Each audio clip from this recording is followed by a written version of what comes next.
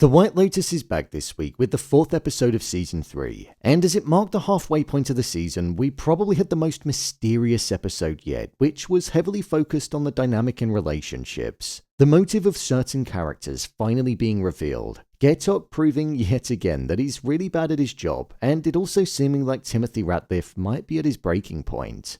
With this in the next episode being split over one day, something that the show doesn't usually do, it most definitely means that when the full moon party occurs, something terrible is going to happen. So with that, let's dive into the episode and discuss all things The White Lotus Season 3 Episode 4. Just to let you know, this video will contain spoilers. The Ratliffs. Timothy's world is quite literally going to come crashing down over the course of the next few episodes. Within this one, we saw that he was pretty numb due to the lorazepam that he was taking, and to be honest, I'm surprised Victoria didn't cotton onto the fact that it was Tim that had been taking them all, because he was acting so differently to how he usually did. With the camera being the first thing we saw after he was sneaking around and taking them, I feel like it was insinuating that he's not going to continue getting away with taking them for much longer, and that his actions aren't going unseen. There were a few main moments with Timothy that stood out to me in this week's episode. The first was when he was in conversation with Greg. Timothy said how people who move out to Thailand are either hiding from somebody or trying to find somebody. Hence where the title of the episode, Hide and Seek, originated from. This was also connected to the fact that Greg is out there hiding from the Italian authorities living in his super mansion, and Rick is out there seeking the person that murdered his father. But what I took away from this conversation the most was that Timothy could be getting prepared to join the group of people that are hiding out there. This is because when he saw Greg, he asked, "You live here? You like it?" And then later on, when Greg asked Timothy what he was doing, he said, "I'm just on vacation with my family, but you never know." Showing that the seed was definitely planted within his mind about potentially running away and hiding from his problems. With Piper wanting to move there for a year as well, Timothy might use that to his advantage and as a way of trying to convince the family, but I don't think it will go down well. Timothy was pretty numb for the most part of the episode, but there was one moment where he was on the boat where Piper wanted to thank him for going on the trip with her and facilitating it, just mentioning how much it all meant to her. This was something that made him realize that he'd royally messed up and that his family's lives were going to change forever when they got back to the States due to his actions. He even mentioned the success of previous family members, such as his grandfather, who was the governor of North Carolina, and also his father, who was a successful businessman, showing that he was going to be the first in the family line to tarnish the family name and go down in history as the Ratliff that ruined it all. Timothy also said that he's so glad that his parents were dead. This is probably because he knew that he would have disappointed them. So Timothy, despite being up to his eyeballs in anxiety medication, he was now in more of a reflective state and had moved on with the regretful phase of what he'd done. When Victoria mentioned to Piper about how the boat trip that they went on was full of tax cheats and maybe even killers, and then when she said how Timothy was a Boy Scout and that Piper was lucky to have a father like that, the dramatic irony in it was just perfect and it hit the nail on the head because we obviously know that he fit right in on that boat.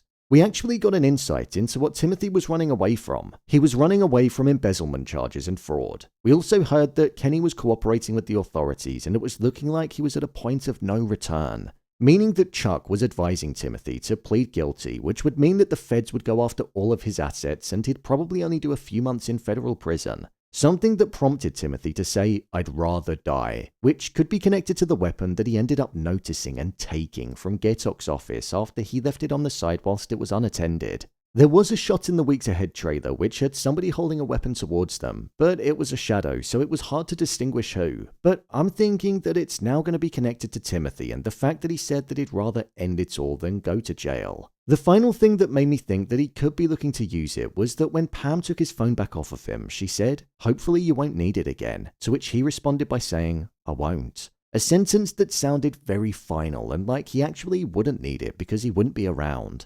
I think the next episode is going to be one which will focus heavily on Timothy and we could potentially see a dark ending on the horizon.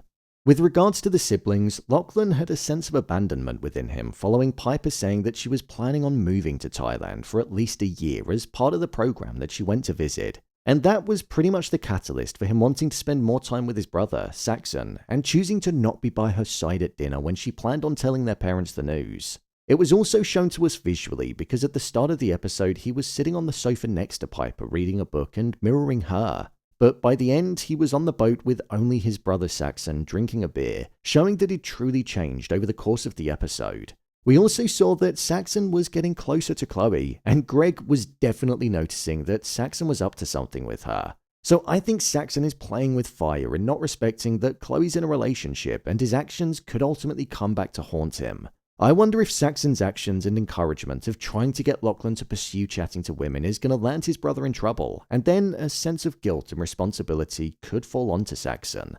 Either way, for both Timothy and Saxon, they're two Ratliffs that are the most similar due to Saxon's idolization. They've both got questionable futures in the next episode under the light of the full moon. Rick and Chelsea. Well, we finally know what's going on with Rick. As many of us predicted, it turned out that Jim Hollinger was the person that murdered Rick's father many years ago before he was born. Rick's father was apparently a good man, and he was trying to protect the land from being taken away from the people in Thailand. It was said that one day Rick's father was there and then the next he was gone, and the body was never found. I don't know about you, but the fact that Rick's father's body was never found, it just makes me think that there's more to this than what's being said. To me, I don't know if Rick's father is actually dead, and a theory around Hollinger being his father could potentially still be on the table, you never know. But with Rick getting on the plane and heading towards Bangkok, I guess we'll see in the next episode what the actual deal is. In the weeks ahead trailer, there was a clip of Rick in a room with what looked like Hollinger in the background, so I think they will have some kind of confrontation. Chelsea also reached breaking point in the episode when she said to Rick that if he continued to leave her in the dark, then she'd have to walk away because she wasn't getting any emotional support from their time together. Once she found out about what Rick was planning on doing and the uncertainty on if he was going to commit murder or not, she pleaded with him to not go, but he still decided to. This ultimately left her on the boat on her own, and I think something could well happen whilst she's on it. She mentioned herself that things happen in threes, such as the robbery and then the snakebite, so something bad could end up happening. Whether it be to Rick whilst he's in Bangkok, or to Chelsea whilst on the boat. Belinda and Greg. Belinda and Greg didn't have too much involvement in this episode, but what we did see was that Belinda searched up about him and she found out that Tanya was found dead and that her husband was nowhere to be seen and was choosing to not cooperate with the Italian authorities. Plus, she also saw that his name was Greg and not Gary, just as she thought. We also heard that Zion was now flying out to Thailand following him having his final exam. Belinda wasn't the only person that was doing some investigating though, as we saw that Greg found Belinda's social media account and went onto a photo of her with her son, showing that maybe he has some sinister plan for when Zion eventually lands there in a couple of days. I'm hoping that Belinda just plays it safe and stays out of Greg's way from now on. However, we know that she's going to go to Fabian and try to get him to call the authorities. And if Greg finds out about that, it might just make him want to silence her for good, because after all, he is on the run and operating under a completely different identity, so there's motive there for sure. Laurie, Jaclyn, and Kate. The dynamic of the friendship was something that wasn't explored as heavily in this week's episode, but this one was more so about the way that Jaclyn felt as though she was being perceived as an old lady. The episode started with her trying to reach out to her husband, Harrison, and when he didn't answer, it started to cause her mind to spiral. So her way of distracting her mind was to remind herself and the others that they weren't old ladies and that they could still be young and fun if they wanted to. What I'm now realizing is that becoming old is her biggest insecurity, and that probably stems from the fact that Harrison is 10 years younger than her, and now she might fear that he's out being with younger women whilst she's away. The fact that Valentine sent the three of them to a hotel that was full of old people brought that fear to the forefront of her mind even more, and it showed that it was a deep insecurity. We didn't really see the cattiness amongst the girls in this episode, but what we did see is something that I think is connected to the robbery. And this was Valentine introducing his two friends to the girls, Vlad and Alexei. I say this because if you include Valentine as the distractor, then there were three people that were involved in the robbery, and here Valentine is with two other people. Plus, one of them had a snake tattoo, and as we know, the snake choker was taken during the robbery, and in Buddhism as well, the negative symbolism of a snake is anger, greed, and ignorance. So I feel like we could well have met the three people that were involved in the robbery of the hotel. With Jaclyn also being somebody that isn't getting the attention that she wants from her husband, and both Kate and Laurie thinking that she's lonely, I think we could see her do something that she might regret. My review of the episode. I thought this was a good episode of the show, definitely better than last week's episode. I thought it was one which provided clarity and upped the tension and risk even more, and we were long overdue it. I actually thought that the episode was going to conclude as they usually do, with it being the end of the day, so the next episode would then go into the next one. But they didn't, and it really did leave me wanting more. Way more, because it was such a cliffhanger of an ending. I'm definitely still feeling the most connected to Rick and Timothy's characters. I feel they've got the most interesting story, with mystery embedded right through to the core. And the longer it goes on, the more intrigued I get. However, I think as Greg is getting more and more suspicious of Belinda, we'll see that story take over just a little bit more, and it might end up rivaling the other two in terms of importance and excitement.